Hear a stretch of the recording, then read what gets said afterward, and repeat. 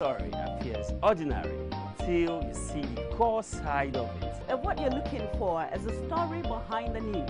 We bring it to you from Lagos, the commercial capital of Nigeria. Giving you all sides and political stories round the clock. Every detail from the start line to the final whistle.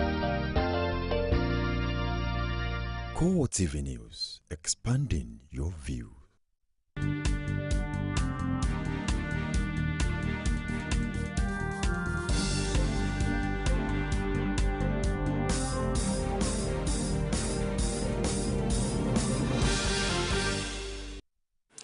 Glad to have you join us again on CoreTV News Hour. I am Frank Omalape.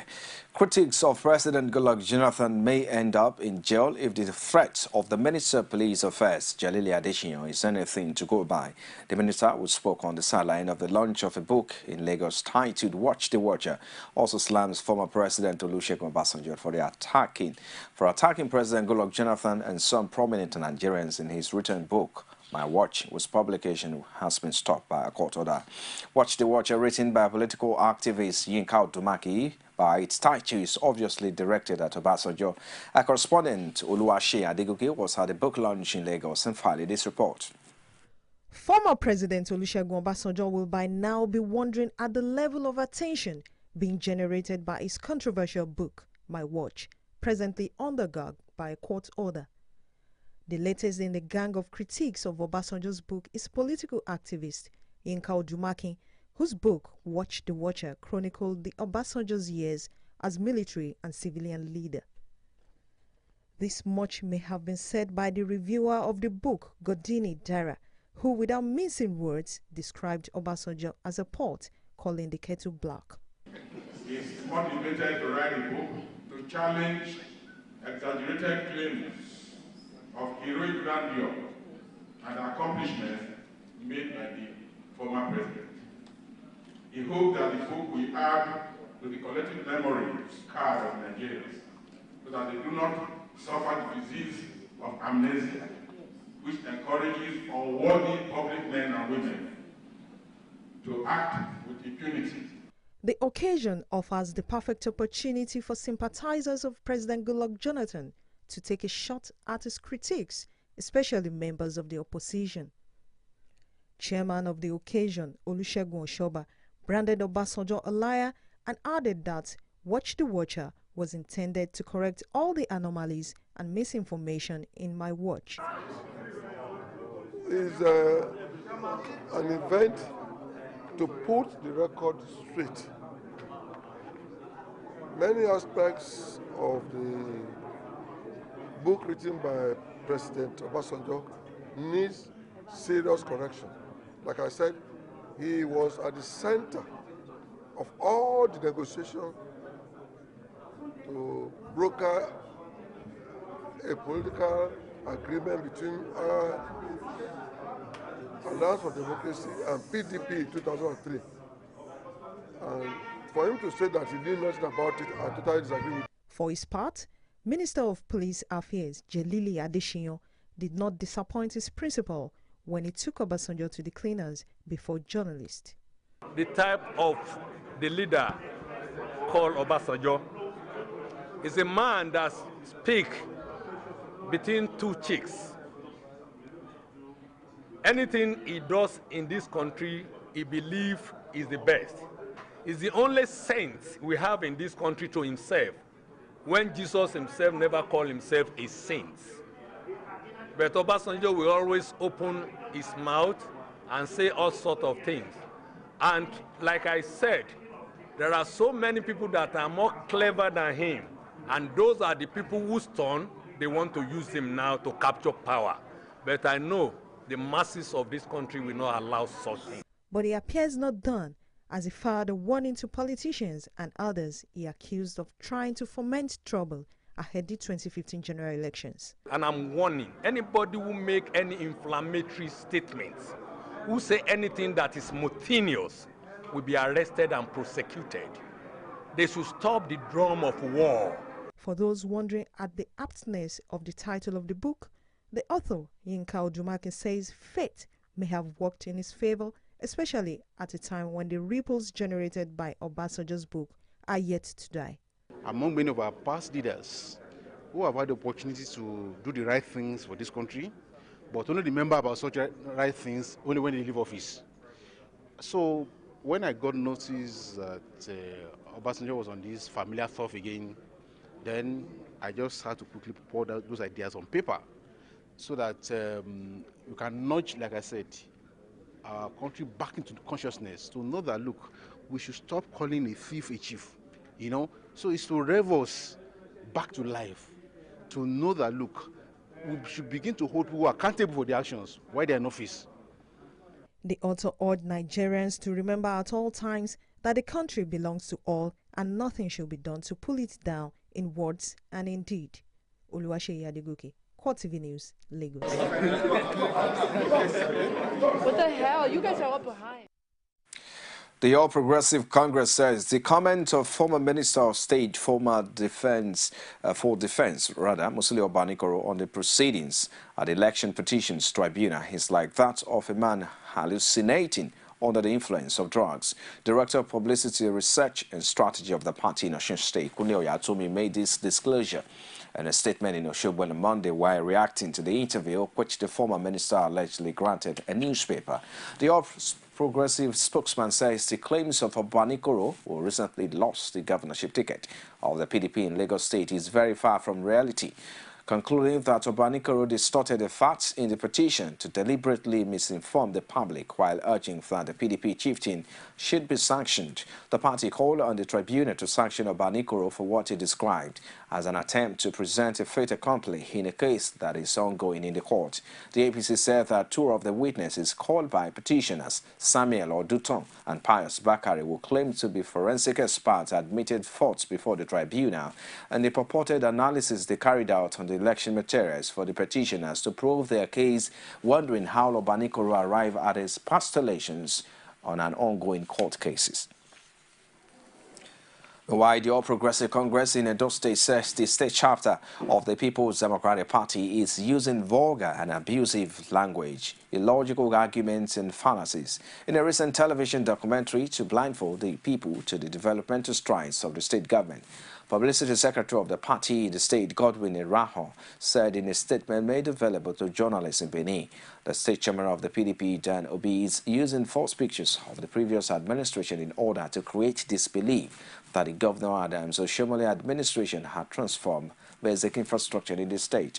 He also described as insulting to the state governor the allegation that an office of the governor's mother had been created by the state.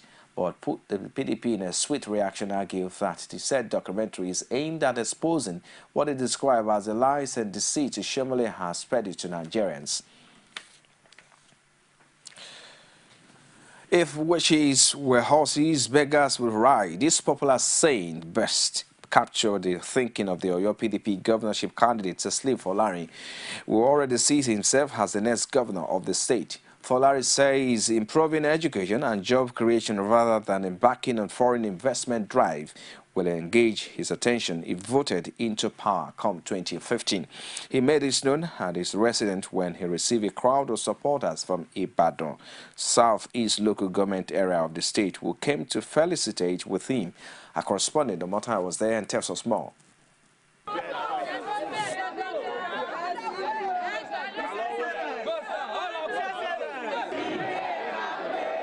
It was an atmosphere filled with excitement and hope, with a specific goal of jointly endorsing the Oyo State's PDP governorship candidate as the preferred man for the governorship seat come 2015.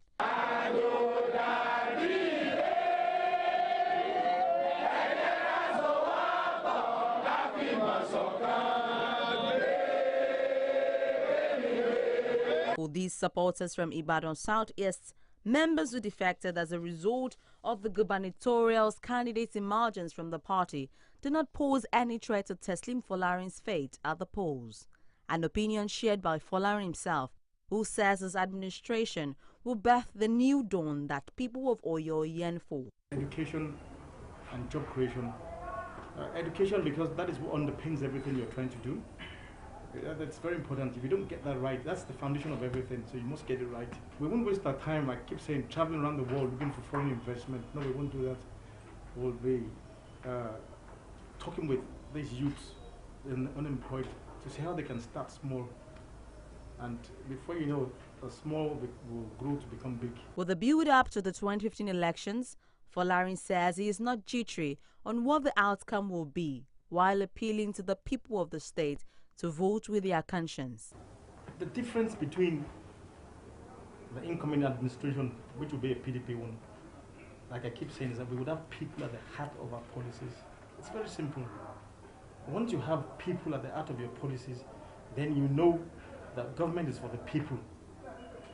You have to strike the balance right. So it's having people at the heart of the policy. And I think the other thing this government gets what they get wrong is they sit in their offices and think they know what the problems are. You've got to talk to people. You've got to connect with people.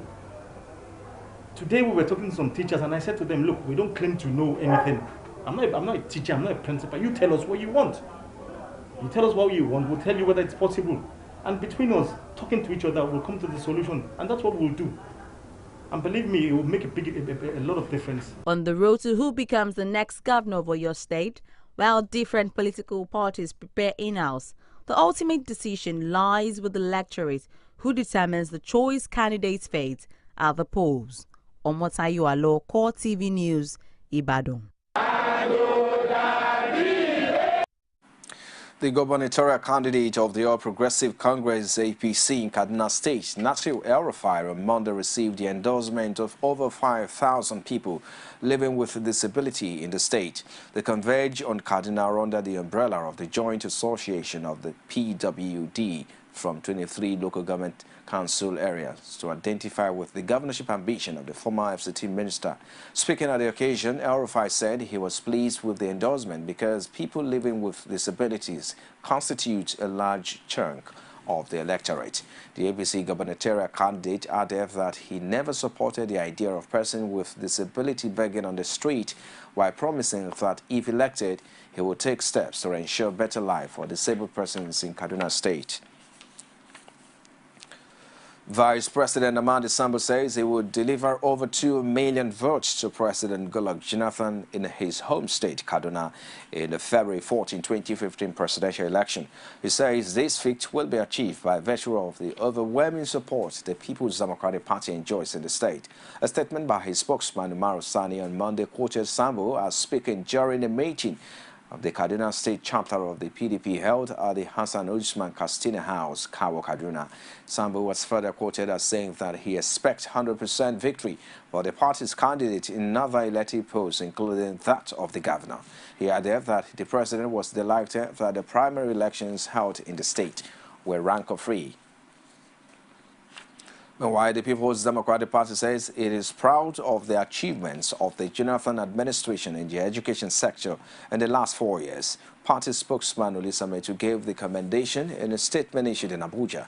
PDP noted that it came to that conclusion after reviewing the gains and challenges of the sector side by side the contributions of the incumbent administration. It insisted that President Jonathan deserves commendation for improving financial allocation within the period under review. You're watching CoreTV News on the hour. We'll take a break now. I'll be back with more after this timeout. Please join us again. From time immemorial, women have birthed life, shaped character, and by extension, influenced the society. Moremi of Ife, Emoten of Benin, Queen Aminat of Zaria, all women of influence and power. Whether it's before election, after election. How ironical. Women being so powerful, yet have few grounds in decision making. They see you as a wife, and I see you as a wife to a man. We are talking women in politics. A woman will be bold enough to stand up and say, I want to become president of Nigeria. Only on CoreTV News. Glad you can join us again. For more information on our news and other programs, visit our Facebook page. It's facebook.com/CoreTV News. You can also log on to our Twitter handle at CoreTV News NG. For our previous news production, log on to youtube.com/CoreTV. Leave a space. the news. And now the Independent National Electoral Commission has redeployed all 37 resident electoral commissioners ahead of the 2015 elections. The commission posted the new postings on its website and indicated that all handover formalities have to be concluded on or before Wednesday, December 31. Some of the highlights include the redeployment of Mike Guinea from Delta to Edo State, Rufus Akejimos from Lagos to Oyo, while Aki Orebi is transferred from Ogun to Lagos State. The new rec in the EFCT is Jacob Jatau, who until now was in Nasarawa State. The December 29 deadline set by the Independent National Electoral Commission for political parties to substitute the names of presidential candidates has elapsed. The Commission had set the date to enable parties change their candidate if necessary. INEC confirmed that at the close of the deadline, 11 political parties submitted names of presidential candidates for the February 14 election. Aside from People's Democratic Party and All Progressive Congress, other parties fielding candidates are COA Party, whose candidate is Professor Comfort Sonaya. Others are Chekwas Okore, United Progressive Party, Ambrose Omoro, Hope Democratic Party, Ganiu Galadima Allied Congress Party of Nigeria, Rafiu Salawa, Alliance for Democracy, and Gatsin Okoye, United Democratic Party, Nania Ahmad, African Democratic Congress, Martin Novo, National Conscience Party, and Tunde Anifowo Kalani Action Alliance. And away from that now, the Vice President has collected his permanent voter card with a call to all Nigerians to conduct themselves peacefully during and after the 2015 elections. He collected this PVC at the INEC Distribution Center located at the Kaduna North Local Government Secretariat, Magaji Gari in Kaduna State. He was accompanied by the Kaduna State Governor, Ramalan Yero, and received by the Kaduna State INEC Resident Electoral Commissioner, Halero Aliyu Tambo. Senate President David Mark has again pleaded with Nigerians to remain united in the collective fight to defeat Boko Haram terrorists, who are the nation's common enemy.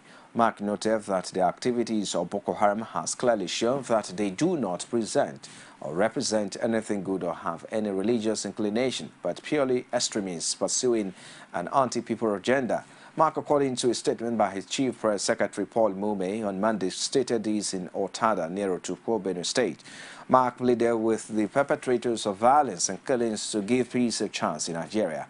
The Senate President also implored all Nigerians to resort to prayers against the forces of evil, urging Nigerians not to allow evildoers to succeed. Now, Cameroon fighter jets have carried out airstrikes against Boko Haram insurgents after they overran the military base and attacked 5 villages. The military says troops have now repelled the coordinated attacks and regained control of the base. At least 41 insurgents and 1 soldiers were killed during the attack. Army spokesman Lieutenant Colonel Dida Bajek said fighter jets were called in after about 1,000 insurgents attacked 5 villages in Cameroon, including Amchide, and since the nearby Chigashia military base. He revealed that President Paul Biya ordered the Air Force to carry out strikes to end 3 days of multiple Boko Haram attacks. The escalation comes in the wake of a military raid of a Boko Haram training camp deep inside Cameroon and the capture of about 84 child soldiers who were being trained there. No fewer than 40 soldiers have been killed in battle with Boko Haram in 2014, according to Cameroon government officials.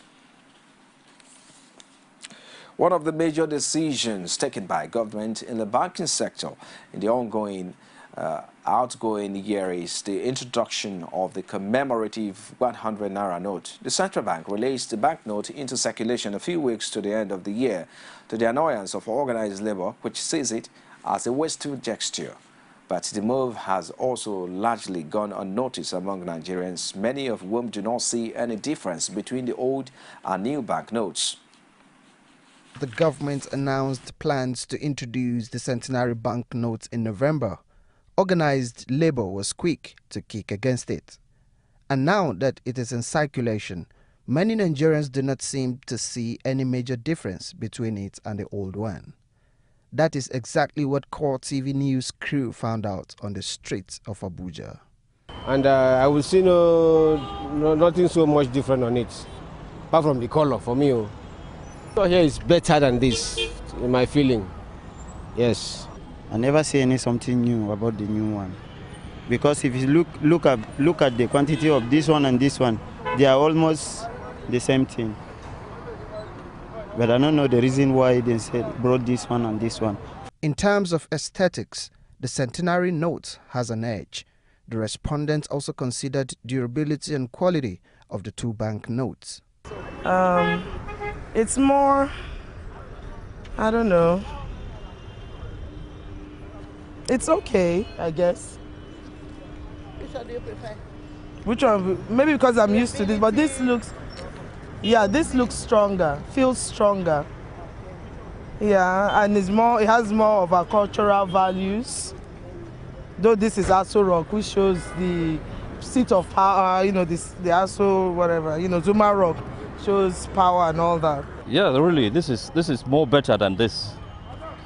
It scripts, and from the way I'm seeing it, it will not tear easily. The consensus among the respondents is that there's little difference between the old and new 100 Naira notes, considering what the authorities will have spent on design and production of the centenary notes. You're still watching CoreTV News live from our studios in Lagos. We'll take another break now. I'll be back shortly with more. Do join us again.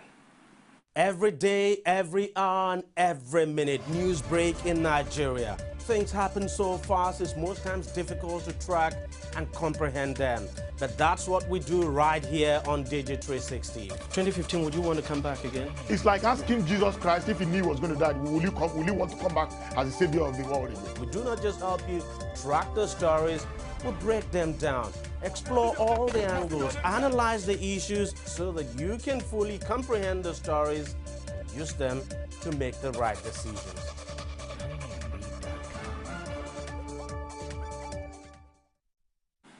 Outside Nigeria now, the death toll following a fire on the Norman Atlantic ferry off curfew has risen to 8, with the evacuation of all those on board now complete.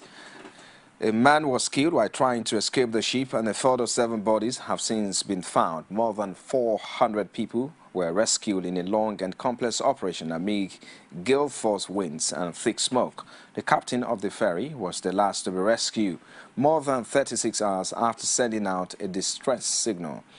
Agilo Gianscomazi handed control of the stricken vessels to the Italian Navy at 13:50 GMT on Monday, though it is unclear what caused the fire outbreak on the car deck of the ferry on Sunday. Italian, however, announced early on Monday that they have opened a criminal probe into the fire and would also look at whether negligence had played a part in the fire. And our report says that items resembling an emergency light, plane door, and other objects were spotted in the sea during an area search Tuesday for missing AirAsia flight QZ8501. Indonesia Air Force official Patranto report that about 10 big objects and many more small white-colored were spotted but could not photograph. Patranto displayed 10 photos of objects resembling a plane door, emergency slide, and a square box-like object, but he says it is not really clear and that it could be the wall of the plane or the door of the plane. The search operation is now in its 3rd day, with the area widening to cover 13 zones over land and sea. The search is focused on waters around the islands of Bangka and Belitung in the Java Sea across from Kalimantan. And that's a wrap on CoreTV News at this time. Many thanks for watching. I am Frank.